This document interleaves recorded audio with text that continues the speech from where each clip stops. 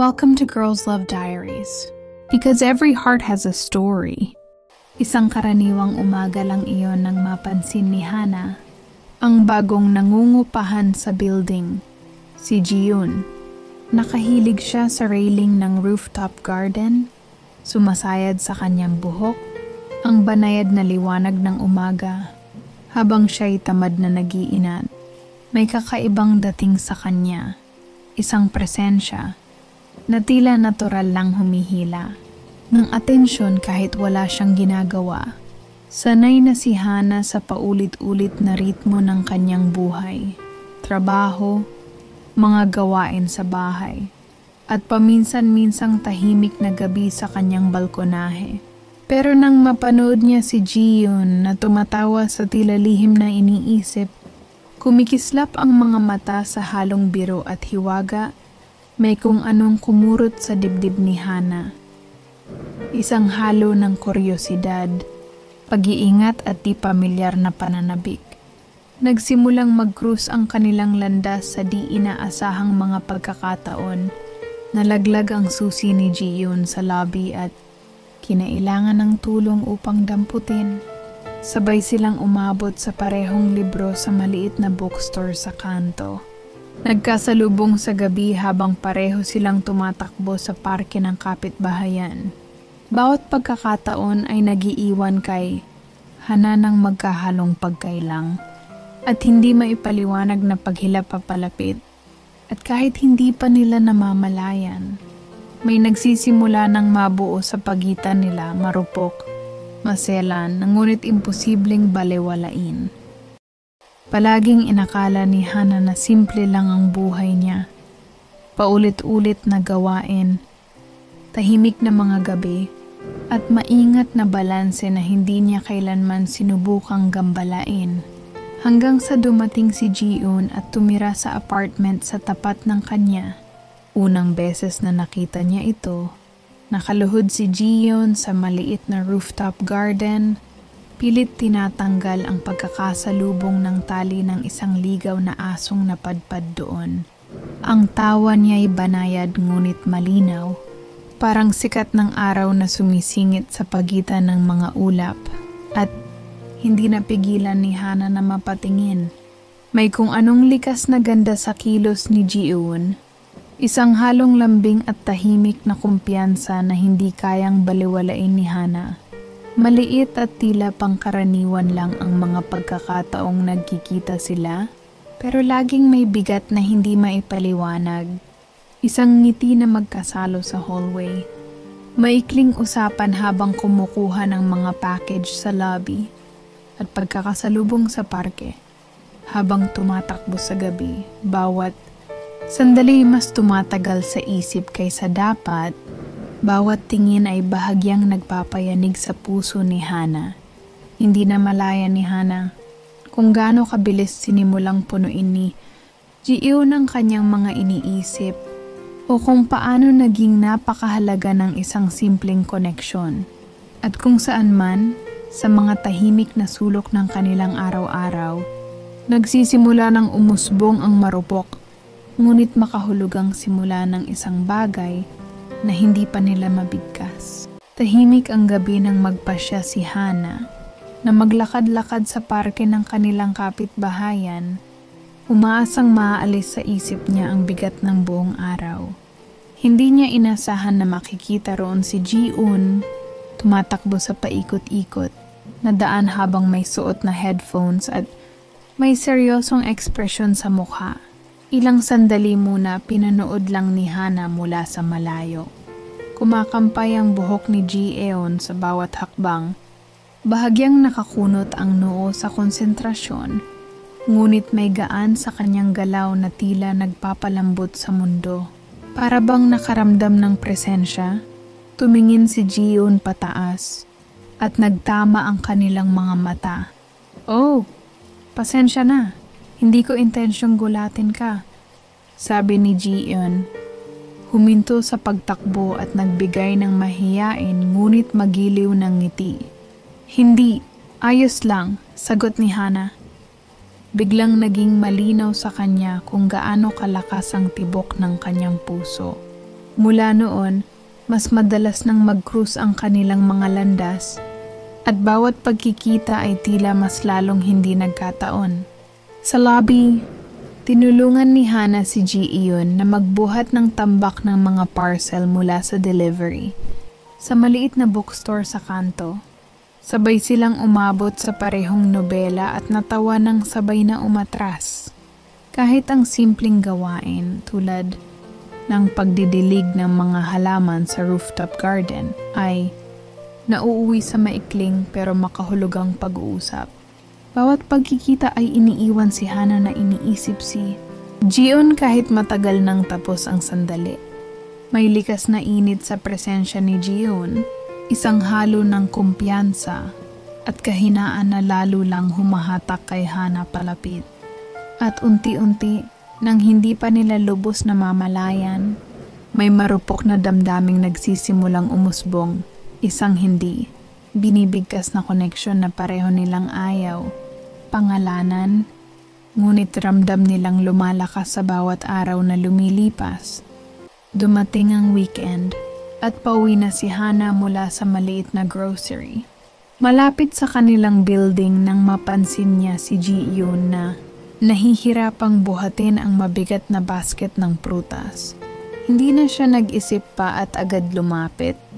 "Hey, tulungan na kita dyan," sabi ni Hana, sabay hawak sa isang gilid ng basket.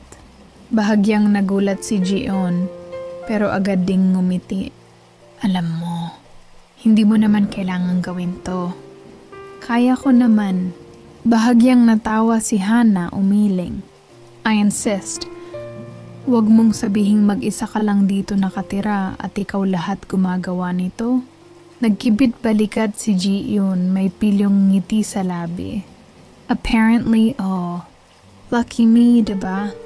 Magkasabay silang naglakad, pareho nilang binubuhat ang basket. Biglang tumagilid ang ulo ni Ji-eun, tila pinag-aaralan si Hana. "Palagi ka bang tumutulong sa mga tao ng ganito?" Oo, espesyal lang ako." Bahagyang uminit ang pisngi ni Hana. "Siguro, medyo espesyal ka. Pero higit sa lahat, hindi ko lang kayang makita ang isang tao na nahihirapan." Tumawa si Ji-eun, isang banayad at musika sa pandinig ni Hana at parang may kumurot sa dibdib niya. "Mapapapula mo ako niyan, Hana." Pagdating nila sa entrada ng building, ibinaba ni Ji-eun ang basket. Sandali silang parehong hindi gumalaw. Hindi mabigat ang katahimikan, sa halip may kakaibang kuryenteng bumabalot sa kanila. Naramdaman ni Hana ang pagnanais na magsalita, nabasagin ang manipis na hangin sa pagitan nila. Bungad ni Hana habang kinakalikot ang strap ng kanyang bag. "Gusto mo bang uminom ng kung ano? Hindi kape, promise." Kumikinang ang mga mata ni Ji-eun sa biro. "Hindi kape? Challenge yan. Mahilig ako sa challenge." Naglakad sila papunta sa isang maliit na street vendor malapit doon. Bumili ng mainit na tteokbokki at sabay na kumain sa ilalim ng malambot na ilaw ng poste. Tahimik na pinagmamasdan ni Hana si Ji-eun. Napapansin ang maliliit na bagay, ang paraan ng paghaplos ng daliri niya sa maanghang na rice cakes, ang banayad na tawa, at ang paglambot ng kanyang mga mata kapag pinag-uusapan ang mga bagay na mahal niya. Sabi ni Ji-eun habang kumakain, "Magaling ka talagang makinig, Hana. Karamihan ng tao, tumatango at ngumingiti lang, pero ikaw, talagang napapansin mo ang mga bagay." Ngumiti si Hana, kumakabog ang dibdib.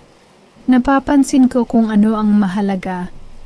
Matagal na tumingin si Ji-eun kay Hana, may halong kuryosidad at isang bagay na mas malalim. Isang bagay na hindi mabigkas. "Siguro, balang araw, hahayaan kitang mapansin pa ang mas marami."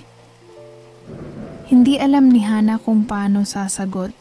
Mabilis ang takbo ng kanyang isip, ngunit tumango lang siya. Hinayaang manatili ang sandali. Sa unang pagkakataon, tunay niyang naramdaman na ang koneksyon nila ay higit pa sa pagkakataon. Ito'y sinasadya, maselan at kanya lang para ingatan. Maulang gabi nang matagpuan ni Hana ang sarili na naghihintay ng elevator. Matapos ang mahabang araw sa trabaho, hindi niya inasahan na nandoon din si Ji-eun. May hawak na payong sa isang kamay at isang maliit na kahon sa kabila. Hey, pati ni Ji-eun. Sabay ayos ng ilang hibla ng basang buhok na nakalapat sa kanyang mukha. Hindi ka nabasa ng ulan? Umiling si Hana bahagyang ngumiti. Swerteng timing lang siguro, ikaw? Napabuntong hininga si Ji-eun sumandal sa pader. Halos, pero kaya ko naman. Hindi tulad ng ilang tao na kilala kong masyadong nag-iisip ng kung ano-ano. Tumaas ang kilay ni Hana. May mapang-asar ng ngiti. Masyadong nag-iisip, ha? Medyo matapang niyang sinabi mo. Lumapit ng kaunti si Ji-eun nakangiting nangaasar. Oh, sigurado ako. Inisip mo na nga ngayon. Aminin mo na. Ramdam ni Hana ang init na umaakyat sa kanyang pisngi pero nakisakay sa biro. Siguro nga. Pero paano kung ayokong aminin? Kumurba ang labi ni Ji-eun sa isang pamilyar na ngiti. Di pipilitin kitang sabihin. Tumunog ang elevator at magkasabay silang pumasok. Masikip ang espasyo at tila mas mabigat ang hangin, mas malapit, mas personal. Ramdam ni Hana ang presensya ni Ji-eun, ang init na halos sumakop sa kanya. So, anong laman ng kahon? Tanong ni Hana. Pilit iniwas ang tingin mula sa mga mata ni Ji-eun.